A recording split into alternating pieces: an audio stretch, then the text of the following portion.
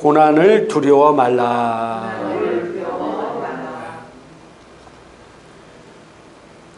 일생을 살면서 누구나 불문하고 고난이 찾아옵니다. 고난을 좋아하는 사람이 어디 있겠습니까? 아무리 고난을 피하고 싶어도 우리 인생에서 고난을 피하면서 살 사람이 아무도 없습니다. 이 땅은 왜 그러냐면요. 이 땅은 첫째로 죄로 인해 저주의 삶 가운데 살고 있기 때문이다. 고난을 피해서 살 사람은 이 땅에 아무도 없습니다. 왜 그러냐면은 이 땅은 죄로 인해서 저주의 삶 가운데 살고 있기 때문입니다. 그래서 창세기 3장 17절서부터 18절까지 보면은 성경은 이렇게 우리에게 말씀하고 있습니다. 같이 한번 읽겠습니다. 아담에게 이르시되 내가 내 아내의 말을 듣고 내가 내게 먹지 말라 한 나무의 열매를 먹었은즉 땅은 너로 말미암아 저주를 받고 너는 내 평생에 수고하여야 그 소산을 먹으리라. 땅이 내게 가지덤불과 엉겅퀴를 낼 것이라. 내가 먹을 것은 밭의 채소인즉. 아멘. 아담과 하와의 타락으로 말미암아 이 땅이 뭐라고요? 저주를 받았어요. 그리고 땅이 내게 가지덤불과 엉겅퀴를 낼 것이다. 그러니까 땅에 있는 것들이 고생하고 힘들고 자꾸 찔리고 엉겅퀴를 내게 된다는 거예요. 그래서 이 땅에서 고난을 받고 살 수밖에 없습니다. 그 다음에 둘째로 따라합시다. 이 땅에 사단이 아직도 역사하고 있기 때문이다. 이 땅에서 고난을 피해 살 수 있는 사람이 아무도 없는 것은 아직도 이 땅에 사단이 이 땅을 지배하고 있기 때문인 것입니다. 사단은 우리가 잘 알듯이 요한복음 10장 10절에 우리 같이 한번 읽겠습니다. 도둑이 오는 것은 도둑질하고 죽이고 멸망시킨 것뿐이요. 아멘. 사단이 오는 것은 뭐라고요? 도둑질하고 죽이고 멸망시키는. 그러니까 이 땅에 사는 삶의 인생이 고달프고 힘들고 어렵고 이런 고통 가운데 살 수밖에 없다는 겁니다. 고난 가운데 살 수밖에 없습니다. 세 번째로 또 왜 우리가 고난 가운데 살 수밖에 없느냐 하면은 따라합시다. 본인의 잘못으로 고난이 옵니다. 본인의 잘못 때문에 고난이 올 수 있습니다. 제가 어제도 기사를 보니까 20대 애가 음주운전으로 50대 오토바이 기사를 쳐서 죽였어요. 그 사람이 술 먹고 음주운전함으로 말미암아 지금 그 사람이 결혼해서 가정을 이룰 수 있어요. 사람이 음주운전으로 죽으면 걔는 100% 감옥에 갑니다. 그리고 직장에서도 어떻게 되겠어요? 직장을 못 다니게 되죠. 예를 들어서 가정을 이뤄서 자녀가 있다고 하면 그 가정에 엄청난 고난이 오는 거예요. 제가 돌아가신 분에 대해서 여기서 그 얘기할 것이 아니기 때문에 얘기 않는데 자기의 음주운전으로 말미암아 그 잘못으로 말미암아 그 가정에 엄청난 고난이 오는 겁니다. 고통이 오는 거예요. 그래서 베드로전서 3장 17절은 이렇게 말씀하고 있습니다. 같이 한번 읽겠습니다. 선을 행함으로 고난받는 것이 하나님의 뜻을 진데 악을 행함으로 고난받는 것보다 나으니라. 아멘. 악을 행함으로 뭐라고요? 고난이 온다. 그러니까 자기의 본인의 잘못된 선택과 잘못된 결정, 하나님 말씀대로 살지 않는 그런 것으로 인해서 고난이 올 수 있다는 겁니다. 그래서 성경은요, 베드로전서 4장 12절 13절에 이렇게 말씀하고 있습니다. 같이 한번 읽겠습니다. 사랑하는 자들아, 너희를 연단하려고 오는 불시험을 이상한 일 당하는 것 같이 이상히 여기지 말고 오히려 너희가 그리스도의 고난에 참여하는 것으로 즐거워하라. 이는 그의 영광을 나타나실 때 너희로 즐거워하고 기뻐하게 하려 함이라. 아멘. 그래서 성경 우리에게 뭐라고 말씀하고 있습니까? 고난당하는 것을 이상히 여기지 말라는 거예요. 여러분 지금 고난 가운데 있는 사람, 내가 왜 이런 고난을 당하지? 왜 나에게 이런 고통이 오지? 이런 어려움이 오지? 이상히 여기지 말라는 거예요. 이 땅의 삶은 당연히 고난 가운데 있을 수밖에 없습니다. 우리가 잘못을 했었던, 아니 우리가 잘못되지 않은 삶을 살았을지라도 이 땅의 삶은 뭐라고요? 고난이 온다는 거예요. 그래서 여러분이 고난당하는 것을 이상히 여기지 말라는 거예요. 물론 여기서 말하는 고난은 조금 더 믿음 생활하면서 하나님 나라를 위해서 당하는 고난의 의미가 더 크지만은, 그러나 여기서 우리에게 고난당하는 것을 이상한 일로 여기지 말라고 얘기하고 있습니다. 이 땅에서 고난을 한 번도 당하지 않고 사는 사람은 아무도 없을 것입니다. 또 앞으로도 우리가 살면서 많은 고난이 올 수 있습니다. 그럴 때 그 고난당하는 것을 이상히 여기지 말라는 거예요. 왜 하나님 나에게 이런 고난을 주십니까? 왜 하나님 나에게 이런 어려움을 주십니까? 왜 나에게, 나는 신앙생활 잘하고 하나님을 잘 믿는지 나에게 왜 이런 어려움이 오지? 라고 이상히 여기지 말라는 거예요. 이 땅의 삶은 불티가 위로 날아가는 같이 사람은 고생하려고 태어난다는 거예요. 하나님의 왕국이 이루어지고 우리가 하나님의 천국에 가기 전까지는 이 땅의 삶은 고난 가운데 살 수밖에 없다는 사실입니다. 그래서 성경은요, 누구에게나 다가오는 이 고난을 어떻게 하느냐가 중요하다는 거예요. 누구에게 다가오는 이 고난, 누구도 그 고난을 피할 수 없는데 이 고난이 다가올 때 어떻게 헤쳐 나가냐가 중요하다고 성경은 말씀하고 있습니다. 이 고난이 나를 짓밟아 버리고 찢어버리고 큰 고통을 줄 수도 있고, 나의 믿음을 세워주고 강하게 하고 하나님을 찾게 해주고 바른 믿음의 길로 인도하고 축복 가운데로 인도할 수 있기 때문인 것입니다. 더 나은 길, 창조의 길로 나를 인도할 수 있기 때문인 것입니다.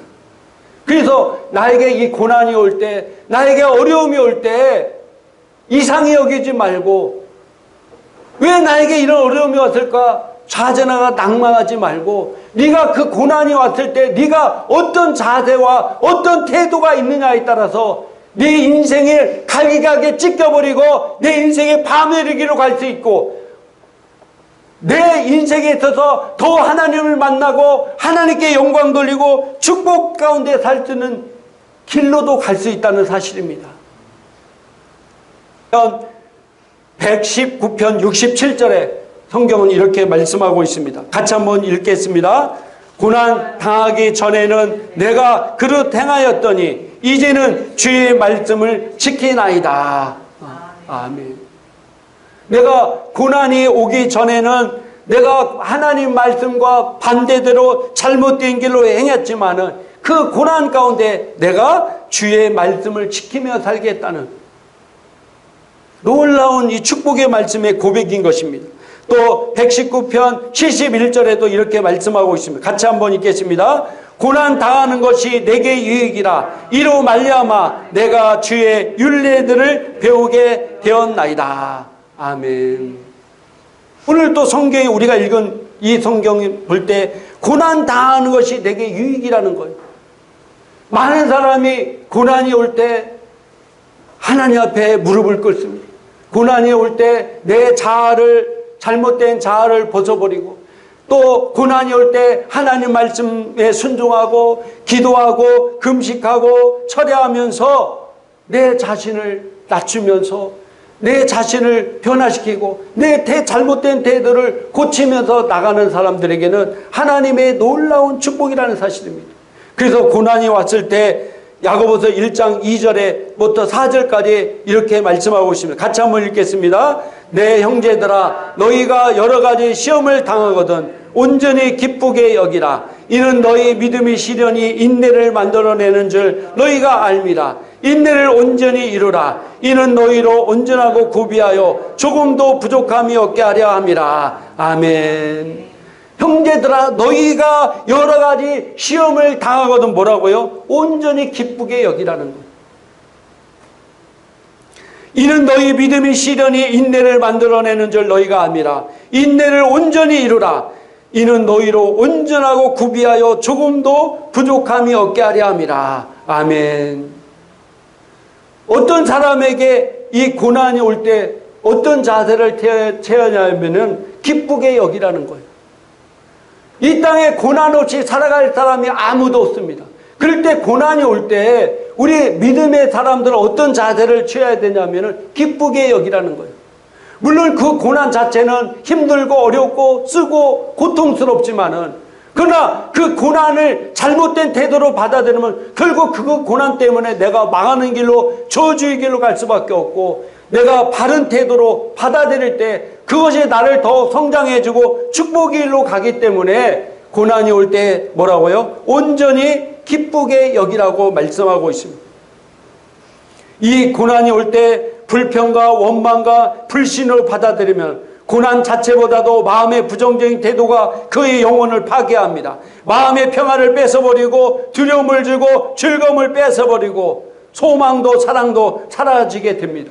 그러나 긍정적인 자세로 고난을 받으려면 그것이 축복이 된다는 사실입니다. 왜 고난이 유익이 되냐면 이 고난은 믿음의 시련을 통해서 인내를 만들어내고 우리로 온전하고 구비하여 조금도 부족함이 없게 만들어주기 때문인 것입니다.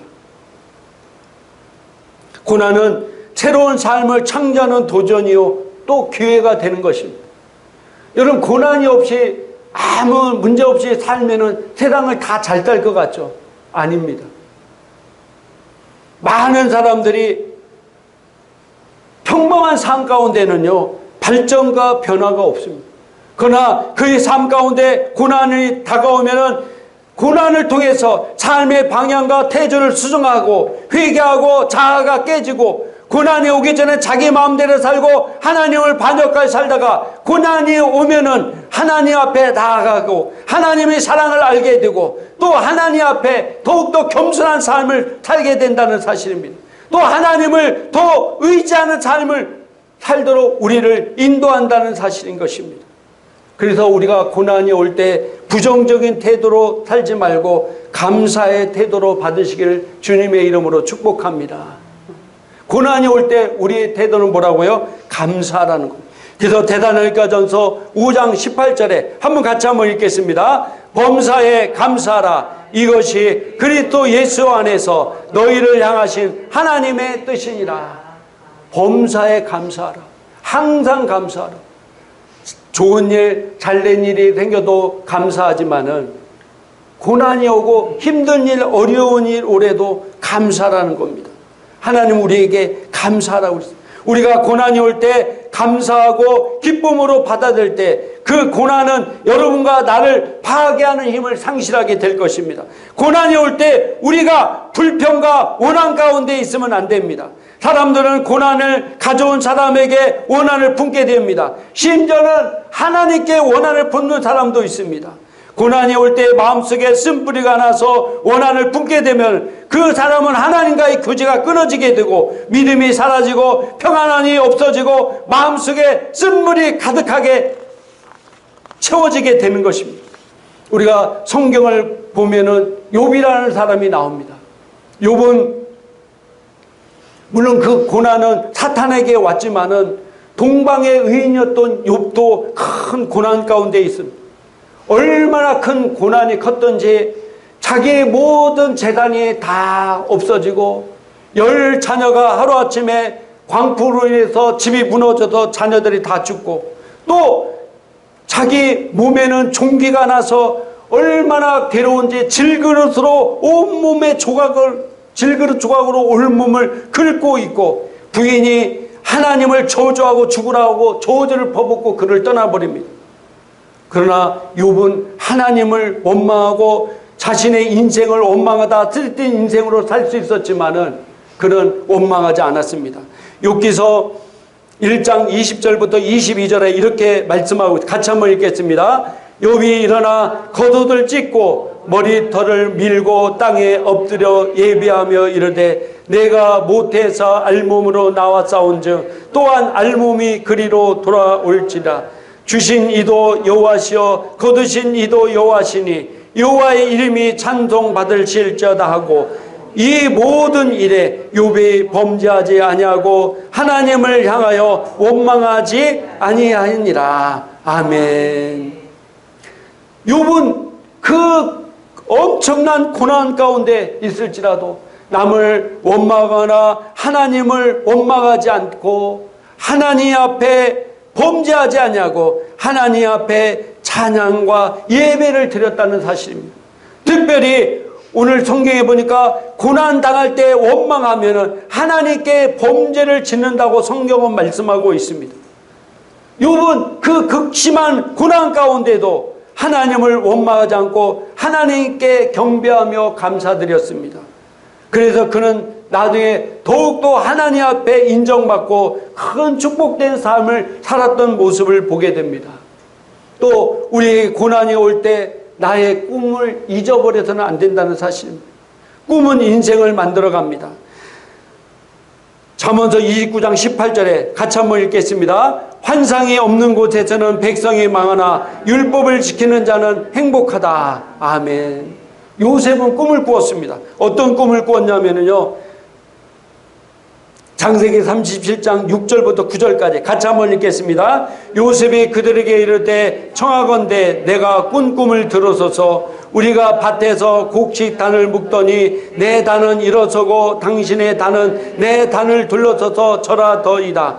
그의 형제들이 그에게 이르되 내가 참으로 우리 왕이 되겠느냐, 참으로 우리를 다스리게 되겠느냐 하고 그의 꿈과 그의 말로 말미암아 그를 더욱 미워하더니 요셉이 다시 꿈을 꾸고 그의 형들에게 말하여 이르되 내가 또 꿈을 꾼즉 해와 달과 열한별이 내게 절하더이다 하니라. 아멘. 해와 달은 아버지와 어머니, 열한별은 형제들입니다. 그는 하나님이 주신 꿈을 통해서 장차 나는 우리 가정에 제일 가는 사람이 되었고 우리 가족을 돌보는 사람이 되고 온 가족의 구주가 되겠구나. 그러므로 내 스스로 나를 잘 다스려야 되겠구나. 그래서 그가 형제들에 의해서 종으로 팔려 노예를 했을 때, 또 수많은 고난과 어려움 가운데 있을 때 그에게는 그 꿈이 있었기 때문에 잘못된 길로 가지 않고 악의 길로 가지 않았다는 사실입니다. 꿈이 나를 변화시킵니다. 꿈이 없는 백성은 망하고 꿈이 없는 젊은이들은 방탕하게 되고 꿈이 없는 가정은 파괴되고 꿈이 없는 민족은 약소민족이 되거나 남의 민족의 짓밟힘을 밟게 되는 것입니다. 꿈을 가져야 돼. 꿈이, 소망이, 믿음이 나를 강하게 만드는 것입니다. 진취적이고 창조되게 나를 만드는 것입니다. 꿈을 가져야 돼. 꿈을 가져야 돼. 비전을 가져야 돼. 사도행전 2장 17절에 한번 읽어보겠습니다. 하나님 말씀하시기를 말세 내가 내 영을 모든 육체에 부어주리니 너희의 자녀들은 예언할 것이요 너희의 젊은이들은 환상을 보고 너희의 늙은이들은 꿈을 꾸리라. 아멘. 그래서 마지막 때 말세 하나님께서 성령을 보내주셔서 자녀들은 예언하게 만들고 젊은이들은 환상을 보게 만들고 늙은이들은 꿈을 꾸리라고 말씀하셨습니다. 성령이 우리 안에 있는 사람은 큰 꿈을 가진 사람들입니다. 큰 비전을 가진 사람들입니다. 그래서 우리는 이 꿈을 잊어서는 안 됩니다. 하나님께서 나에게 원하시는 삶, 하나님께서 나에게서 주시고 원하는 축복을 우리는 잊어버려서는 안 된다는 사실입니다. 꿈을 가지시기 바랍니다. 꿈이 없는 사람은 망한다고 그랬어요. 꿈이 없는 백성은 망한다고 했다는 사실입니다. 마지막으로 우리가 고난이 올 때 그 고난을 주님께 맡겨버리시기 바랍니다. 수고하고 무거운 짐진 자들아 다 내게로 오라. 내가 너희를 쉬게 하리라고 말씀하셨습니다. 많은 사람들은 그 수고하고 무거운 모든 짐을 자기가 스스로 해결하려고 고난 가운데, 고통 가운데 사는 사람들이 있습니다. 그 고난, 그 고통의 문제는 내가 해결할 수가 없습니다. 하나님 앞에 맡겨버리시기 바랍니다. 하나님 앞에 내 어려운 고난을 주님께 맡겨버리세요. 그러면 주님이 그 고난의 짐을 지시고 주님이 친히 해결해 주시는 것입니다. 여러분이 어떤 고난이 있습니까? 어떤 어려움이 있습니까? 스스로 해결하려고 스스로 그 문제를 풀어보려고 얼마나 많은 사람이 고군분투하는 삶을 사는지 모르겠습니다. 주님은 이렇게 말씀하고 있습니다. 그 모든 무거운 짐을 내게 맡겨라. 내가 해결해 주겠다. 내가 해결해 주겠다. 여러분들이 어떤 고난이 있든지 주님께 다 맡겨버리는 성도가 되기를 주님의 이름으로 축복합니다. 이제 말씀을 마치도록 하겠습니다. 이 땅에 살면서 고난이 없이 살 사람은 아무도 없다고 성경은 말씀하고 있습니다. 누구에든지 다 고난은 찾아오게 됩니다.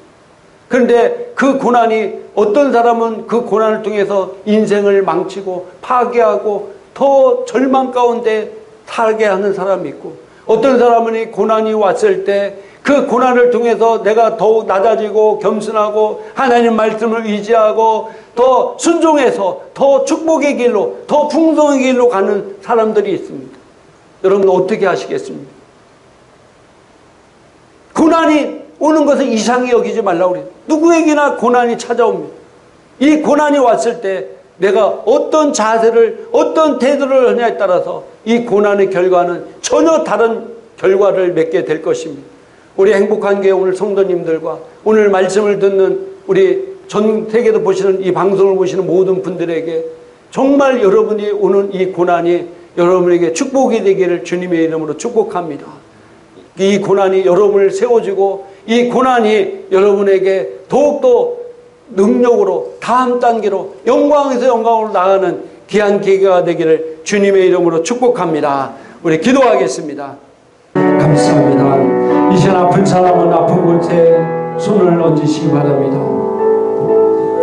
전능하신 하나님, 이 시간 믿음으로 아픈 곳에 손을 얹습니다. 주님이 나를 위해 채찍에 맞아놓음으로 내 모든 더러운 질병은 치유받았음을 선포합니다. 내가 예수 그리스도 이름으로 명하느니 성도의 몸속에 있는 이 더러운 저주받은 질병은 묶임받고 떠나갈지어다. 예수 이름으로 명령한다. 코로나 바이러스, 감기 바이러스 저주받고 떠나갈지어다. 당뇨병, 고혈압, 백혈병도 저주받고 떠나갈지어다. 심장과 폐와 콩팥과 간과 쓸개는 건강할지어다. 오장육부의 모든 기름은 정상적으로 작동될지어다. 암세포도 저주받고 떠나갈지어다. 혈액은 깨끗해질지어다. 피부는 느낌받고 떠나갈지어다. 여성과 질병도 저주받고 떠나갈지어다. 예수 그리스도의 명하는 모든 기회는 정상적으로 작동될지어다. 면역 방어 체계 온전케 될지어다. 모든 호르몬은 균형 잡힐지어다. 몸 안에 있는 중금속 오염물질도 배출될지어다. 이 시간 마음속의 상처들을 예수의 피로 씻고 성령의 물로 태우노니 모든 상처들이 깨끗해질지어다. 깨끗해질지어다. 하나님의 사랑과 치유와 평안이 강물처럼 머리서부터 발끝까지 흘러 넘칠지어다. 주님 감사합니다. 내가 깨끗되었음을 감사합니다. 나를 치료해 주심을 감사합니다. 이 모든 것 이루신 예수 그리스도의 이름으로 기도드려 싸움나이다. 아멘.